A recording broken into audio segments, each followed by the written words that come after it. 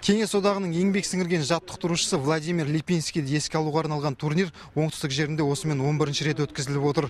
Халықаралық мәртебеге ие бұл жарысқа биыл шетелден қонақтар келмепті. Оның үстіне спорт алаңында жанкүйерлердің қарасы да көрінбейді. Дегенмен аталған турнирге еліміздің 7 аймағынан таңдаулы деген спортшылар келіпті. Олар Қарағанды, Қызылорда, Алматы, Ақтөбе, Петропавл, Орал және Тараз қалаларының намысын қорғайды. Сондай-ақ үздік өнер көрсеткендерге шеберлік разрядтары беріледі. Сондықтан спортшылар арасында бәсекелестік өте жоғары. Владимир Липинский жеңіл атлетика тарихындағы даңқты тұлғалардың бірі.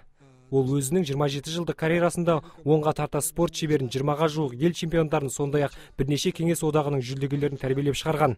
Бұл турнирдің тәрбиелік мәні мен шәкірттерге берері мол.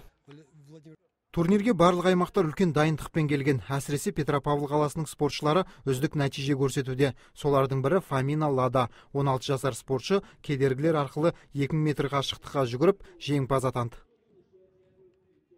Бұл биылғы маусымдағы алғашқы жарысым, сондықтан маған оңай соқпады.